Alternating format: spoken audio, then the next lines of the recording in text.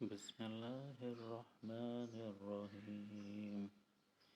إذا زلزلت الأرض زلزالها وأخرجت الأرض أثقالها وقال الإنسان ما لها يومئذ تحدث أخبارها بأن ربك أوحى لها